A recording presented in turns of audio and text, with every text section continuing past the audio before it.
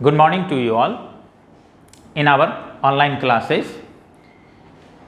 Class 7 पिछले class में hardware बता रहे थे, कंप्यूटर हार्डवेयर।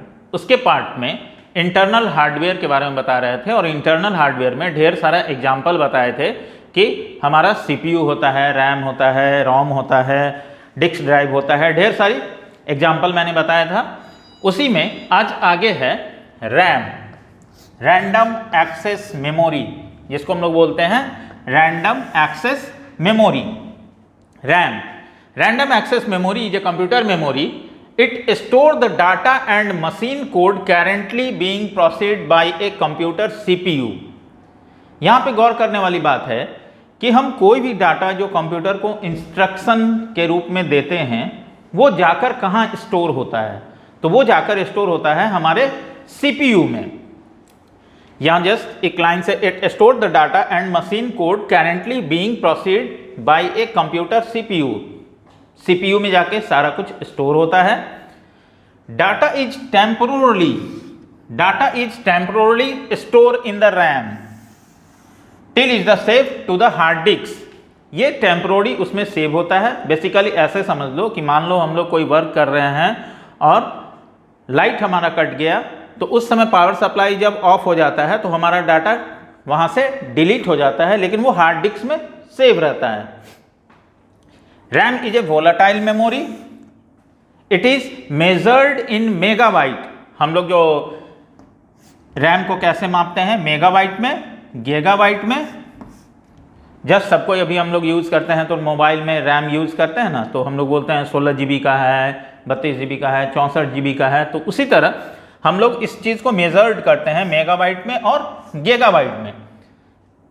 रैम दो प्रकार का होता है, पहला स्टैटिक रैम और दूसरा डायनामिक रैम। दो प्रकार का रैम होता है। सबसे बड़ी बात यहां पर यह चीज समझने वाली है कि जो भी कोई भी चीज हम लोग कंप्यूटर को जो इंस्ट्रक्शन के रूप में देते हैं, हमारा कंप्यूटर सिर्फ दो चीज को पहचानता है। हम टाइप कुछ भी कर रहे हैं, कीबोर्ड के जरिए अगर कुछ टाइप कर रहे हैं और वो चीज़ मेरा जा रहा है सिस्टम में, सीपीयू में सेव हो रहा है, करंट मतलब वो फाइनली हमको आउटपुट के रूप में मॉनिटर पे दिखाता है, लेकिन वो सब प्रोसेस सीपीयू में होता है और कंप्यूटर सिर्फ दो लेटर को पहचानता है, 0 और 1। ये आगे पढ़ाया जाएगा कि ये कैसे पढ़ता है। कंप्यूटर सिर्फ दो ही चीज़ को पहचानता है, 0 और 1 को। इसको हम लोग बोलते हैं बाइनरी सिस्टम, आगे समझाया जाएगा। और कंप्यूटर सिर्फ इन दो चीज को पहचानता है और उसी को कन्वर्ट करके सारा कुछ हम लोग देखते हैं वर्क जो होता है, और ये सारा कुछ होता है सीपीयू में। ठीक है।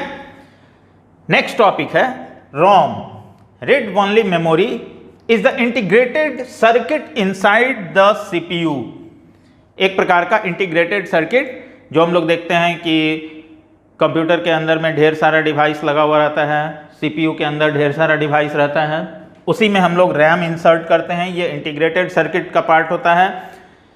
The storage of program and data is ROM is permanent. इसमें जो भी डाटा स्टोर होता है वो परमानेंट स्टोर होता है। ये नॉन वोलेटाइल मेमोरी है।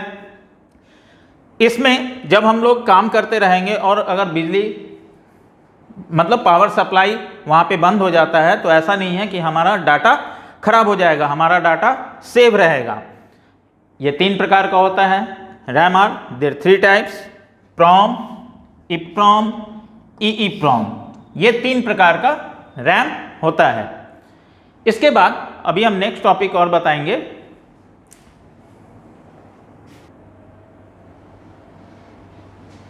नेक्स्ट टॉपिक है मदरबोर्ड। मदरबोर्ड कंप्यूटर में जैसे हम लोग बोलते हैं कि सीपीयू को ब्रेन ऑफ कंप्यूटर बोलते हैं, तो सीपीयू में ढेर सारा डिवाइस लगा हुआ रहता है। उसमें एक होता है मदरबोर्ड। ये होता क्या है?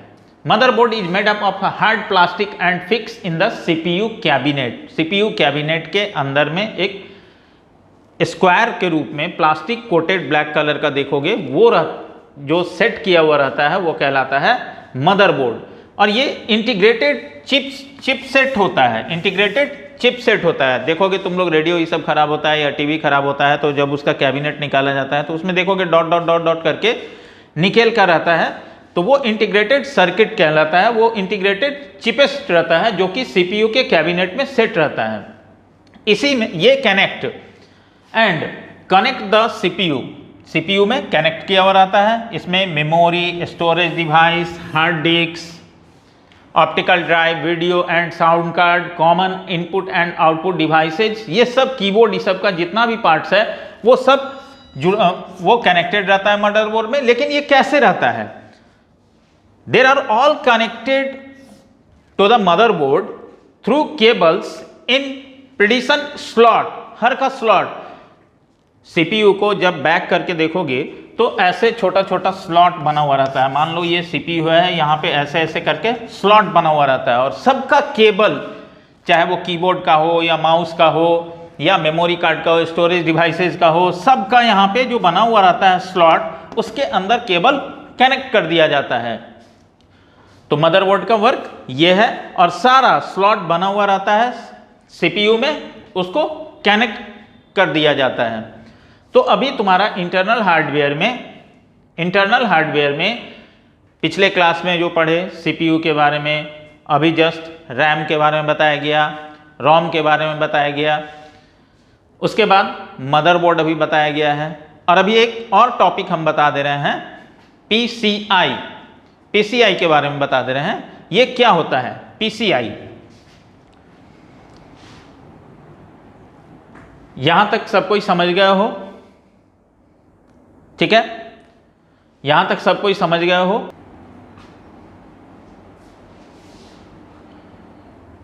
नेक्स्ट टॉपिक है पीसीआई।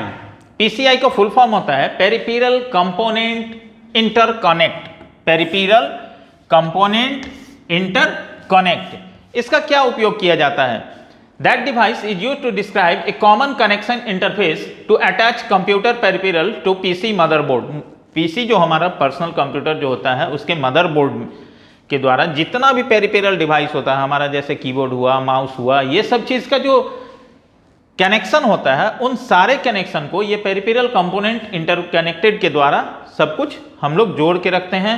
जस्ट अभी इसके पहले बताए थे कि सीपीयू के बैक पोर्शन में देखोगे ऐसे ऐसे करके बना हुआ रहता है, सबका स्लॉट बना हुआ रहता है, इसमें सारा केबल लाके लगाया जाता है, चाहे वो सीपीयू का हो या माउस का हो, इन सब का लगाया जाता है। तो इस चीज को बोला जाता है पीसीआई, पेरिफेरल कंपोनेंट इंटरकनेक्ट।